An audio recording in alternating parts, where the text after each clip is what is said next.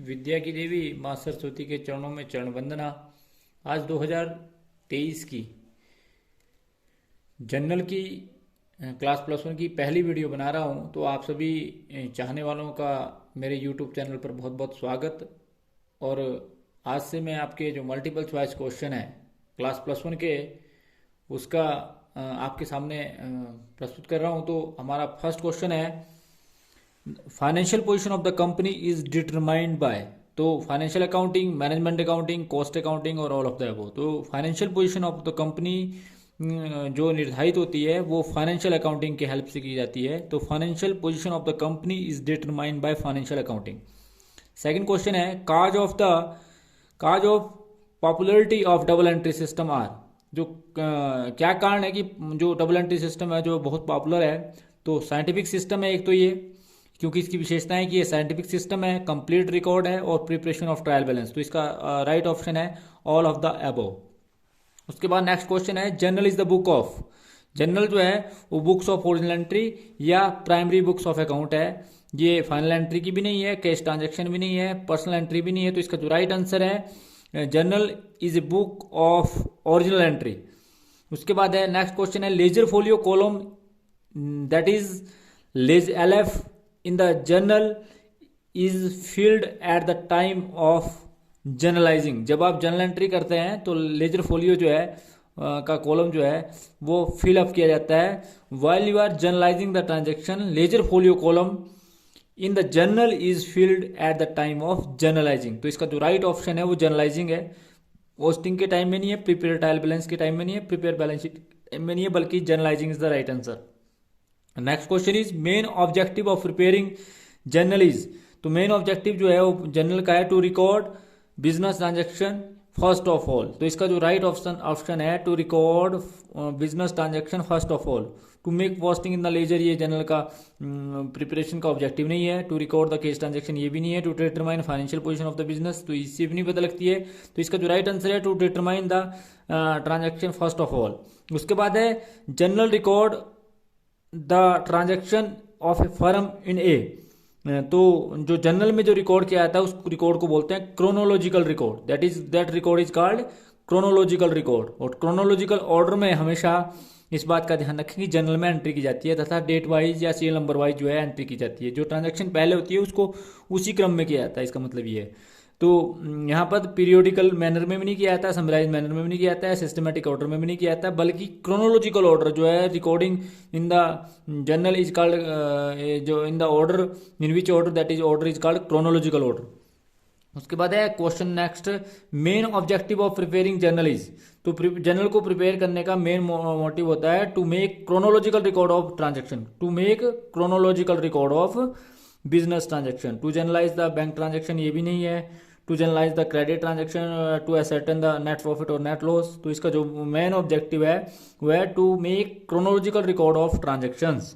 उसके बाद, how many columns are in a journal. तो जर्नल में जो कॉलम होते हैं वो इस बात का ध्यान रखें वो 5 होते हैं। पहला कॉलम होता है डेट का, फिर पर्टिकुलर्स का, फिर लेजर फोलियो, फिर डेबिट अमाउंट और फिर क्रेडिट अमाउंट इन रुपीज। तो जो जर्नल के जो आपके कॉलम्स होते हैं वो कितने होते हैं, 5 होते हैं।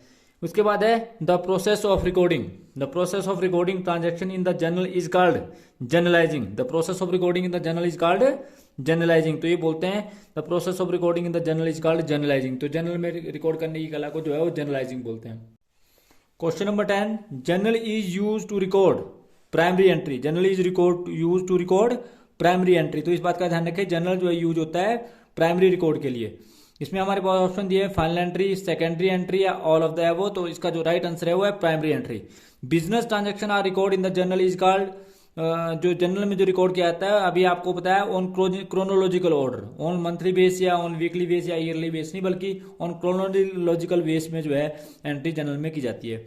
The advantage of journal is date wise entry होती है, रिलायबल प्रूफ होता है, नरेशन ऑफ एवरी ट्रांजेक्शन होता है। तो ऑल ऑफ द अबव इसका राइट आंसर है, all of the above right answer है।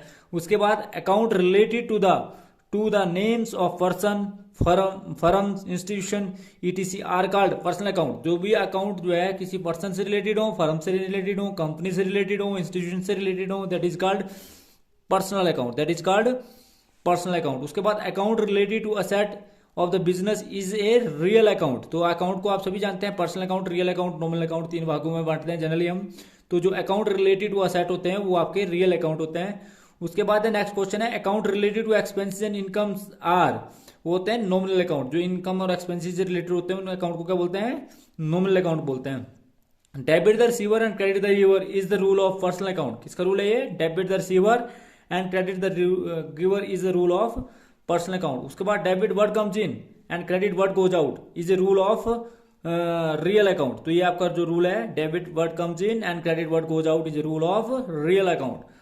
Next question is debit expense losses credit income and gains are is a rule of nominal account. जो आपका expense losses are debit and income and gains are credit is the rule of nominal account. Personal account is related to debtor and creditors. इस question के अंदर जो personal account related है वो है debtor और क्रेडिटर से, ना कि एसेट और लाइबिलिटी से, क्योंकि एसेट लाइबिलिटी जो है वो रियल अकाउंट है और expenses and incomes are nominal account है।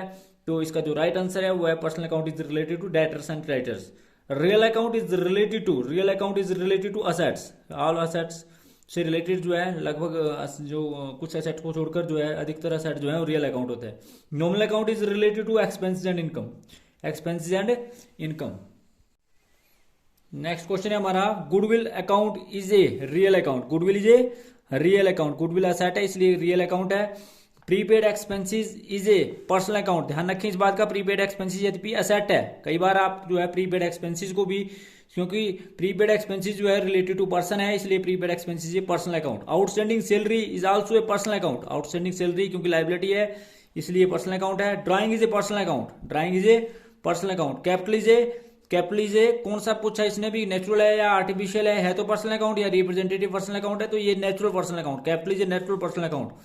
उसके बाद विच of the following is a personal account. तो इसमें जो पर्सनल अकाउंट है एक्रूड इंटरेस्ट अकाउंट। गुडविल जो है वो आपका रियल अकाउंट है, इंटरेस्ट आपका नॉमिनल अकाउंट है, सैलरी आपका नॉमिनल अकाउंट है। तो इसमें जो पर्सनल अकाउंट है वो आपका accrued interest account. Which of the following is representative personal account. तो रिप्रेजेंटेटिव पर्सनल अकाउंट जो है इसमें सारे हैं। आउटस्टैंडिंग एक्सपेंसेस अकाउंट भी है, प्रीपेड रेंट भी है और एक्रूड कमीशन भी है। इसका मतलब है इसका जो राइट आंसर है वो है all of the above. All of the above is the right answer. General reserve is a, general reserve जो है वो जनरली पर्सनल अकाउंट होता है क्योंकि लाइबिलिटी साइड दिखाया जाता है। General reserve is related to person, that is a personal account. Bank overdraft is also personal account. Which of the following account expected debit balance. तो आप सभी जानते हैं कि एसेट का भी डेबिट बैलेंस होता है, एक्सपेंसेस का भी डेबिट बैलेंस होता है, लॉस का भी डेबिट बैलेंस होता है। तो ऑल ऑफ द अबव इसका राइट आंसर है। All of the above is the right answer. उसके बाद नेक्स्ट क्वेश्चन है what would be the amount of capital. Cash आपका 50,000 है, स्टॉक आपका 50,000 है, 50,000 and furniture is also 20,000, bank balance 30,000। तो ये आपका टोटल हो गया 1.5 लाख प्लस डेटर जो है 1,70,000 में से 20,000 कटाएं आप तो आपका क्या अमाउंट आ जाएगा।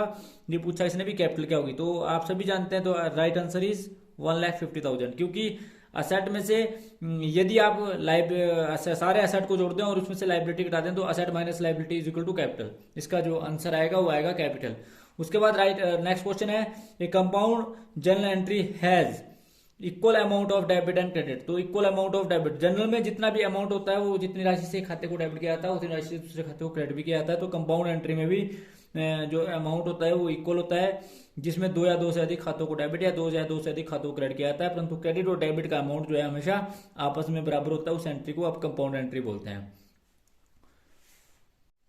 नेक्स्ट क्वेश्चन है goods used by the proprietor for his personal use will be credited to. किसमें क्रेडिट किया जाएगा? परचेज अकाउंट में। किसमें क्रेडिट किया जाएगा? परचेज अकाउंट में, क्योंकि इसका एंट्री होगी drawing account debit to purchase account. उसके बाद है 1,000 रिसीव फ्रॉम द सोहन, जिसकी एंट्री होगी cash to Sohan, which were return as a bad debts in a previous year should be credited to. Bad debts जब रिकवर हो जाते हैं तो उसकी एंट्री करते हैं cash account debit to bad debts recovered account. Cash account debit to bad debts recovered account. Goods worth ₹40,000 from showroom gifted to the relative on Dussehra will be debit to. तो इस बात का ध्यान रखें, जो डेबिट की जाएगी वो एंट्री की जाएगी drawing account debit to purchase account. इसकी जनरल एंट्री होगी drawing account debit to purchase account. उसके बाद goods worth ₹4,000 sold for cash at 10% rate discount, 4,000 का 10% होता है 400 रुपये, 3600 रुपये आ गया। उसके बाद है 10% कैश डिस्काउंट, कैश डिस्काउंट जो है वो 3600 का 10% 360 रुपये, what will be the amount of discount, that is the answer is 360। उसके बाद है purchase of furniture for cash will be debit to furniture account, किसमें जी, फर्नीचर अकाउंट, क्योंकि इसकी एंट्री होगी furniture account debit to cash account. उसके बाद है cash withdraw by the proprietor for his personal use और क्रेडिटेड टू, तो एंट्री होगी drawing account debit to cash account, drawing account debit to cash account. उसके बाद है computer purchase for the office use will be credited to, तो इसकी entry हुई computer account debit to bank account, computer account debit to bank या to cash. उसके बाद है what will which amount will be credited to distribute goods at a free sample, तो जब free sample की जाती है एंट्री तो sample account debit to purchase account, entry करते हैं सैंपल टू परचेज अकाउंट।